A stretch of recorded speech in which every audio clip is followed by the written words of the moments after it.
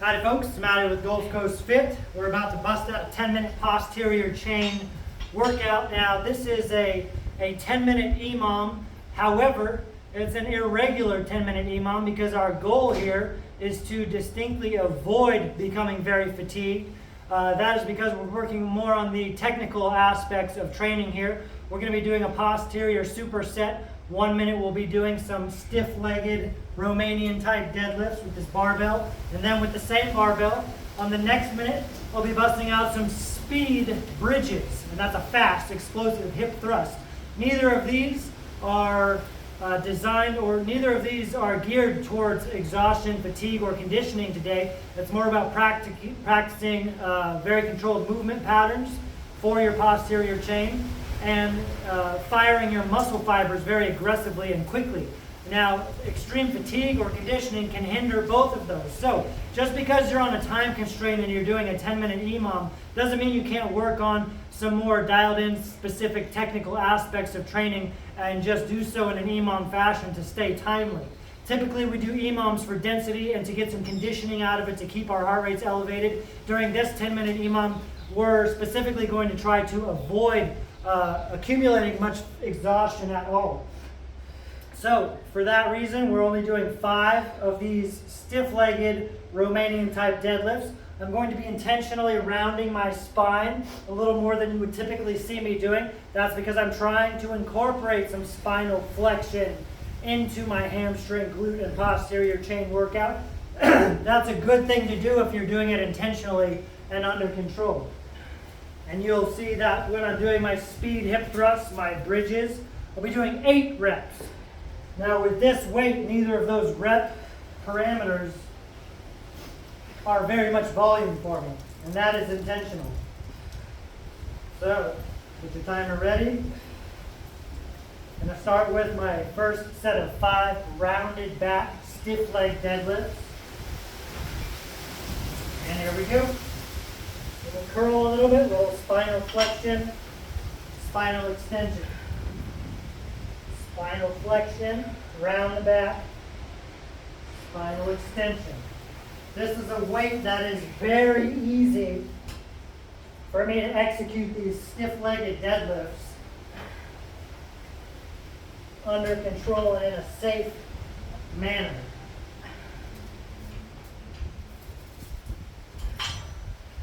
All right. Again, you wouldn't typically see me A, going very heavy, or B, doing a lot of reps under fatigue where I'm intentionally rounding and flexing my spine in any sort of deadlift. But for today's purpose, it's A-okay.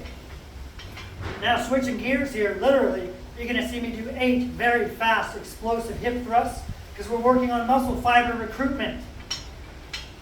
Here we go.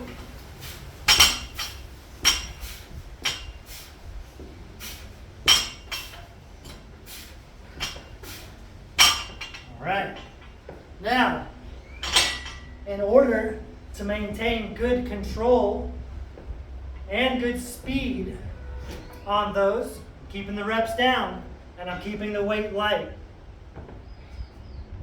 Gotta keep reminding yourself, it's not about going heavy, and it's not about accumulating a lot of fatigue in this specific EMOM. We have different objectives: to work on spinal flexion, posterior chain mobility, and to work on muscle fiber explosive recruitment on the bridges.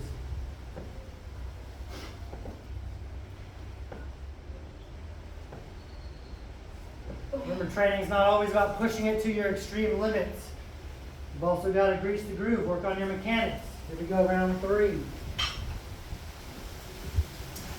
You'll also see I have my feet elevated to increase the range of motion.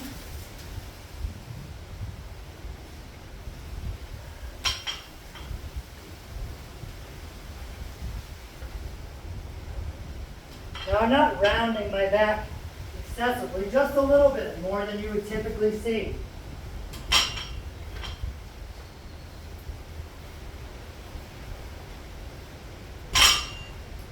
And as like any deadlift, make sure you lock it out of the top, shoulders back, glutes engaged.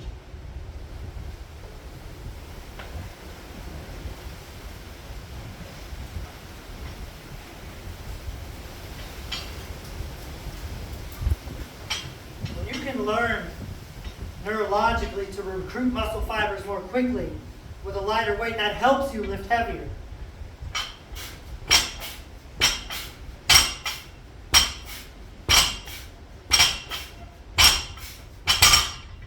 Now I could do that to 20, 30 reps if I wanted to, but I want to keep it explosive. The explosivity is key. If you're doing reps to where you start to feel it slow down a little bit, you've gone too far in this case. Now when you're doing a heavier max weight type of situation on something like a deadlift squat, yes, you're moving slow, but you're actually still firing all of your muscle fibers that you can possibly recruit as fast and as hard as possible. It's just the weight on the bar or whatever you're lifting dictates the speed. So working on moving a lighter weight fast is going to help neurologically ingrain good movement patterns and the ability to recruit more muscles when you're lifting heavier. Round 5. You'll notice I'm talking a lot more on this EMOM because I am not becoming fatigued in the least.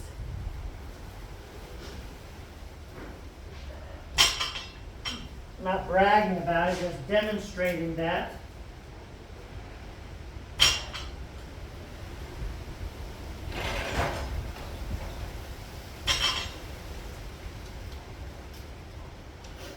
Now, from doing these rounded back stiff-legged deadlifts, I will likely get a little bit sore in my lumbar spinal erector region because I don't do a lot of loaded spinal flexion. So I'm doing it right now with light weight. I don't want to spend a lot of time doing it, so I'm doing it in a 10-minute EMOM.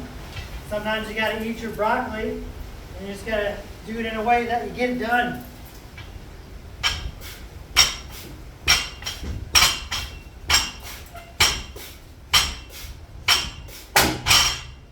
Alright. The faster I can hip thrust and hip extend with 95 pounds, and the more aggressively I can deadlift or squat with 300 or 400 pounds. Direct carryover, direct transferability between the two. So yes, why I'm always telling you to go heavier, because I know you're not going heavy enough, it is of course important to make sure that you're training within the entire spectrum and doing things that capitalize on lifting lighter weight as well.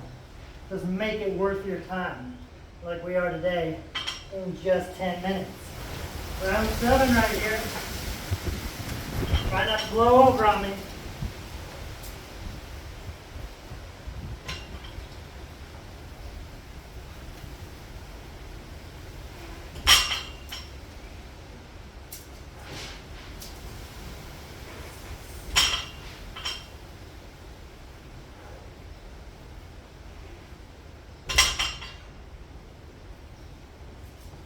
Elevating my feet helps give me the range of motion necessary to tap into my hamstrings.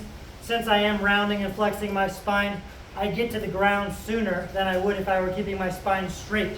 So elevating my feet helps with the range of motion here.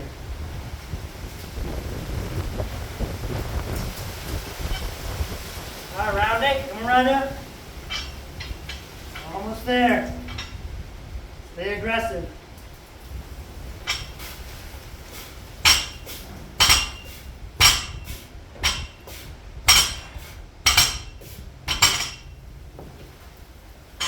Now it might look or sound like I'm slamming, ricocheting, and banging these bumper plates off the ground.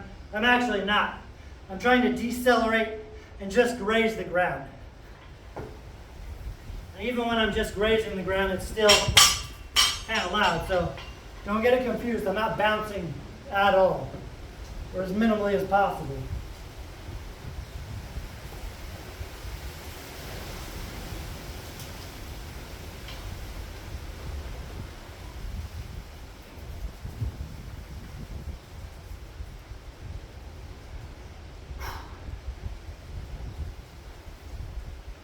We go round 9, last set of these deadlifts.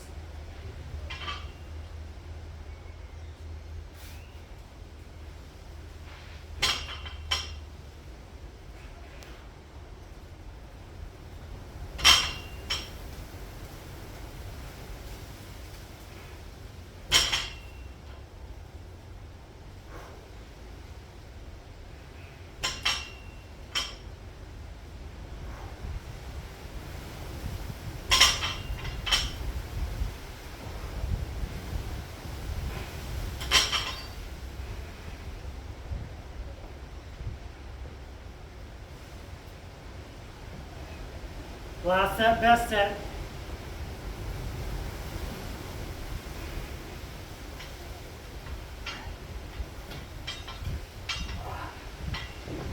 Always last set, best set. Round 10, here we go. Finish with a bang, finish line. 3, 2, 1, and go.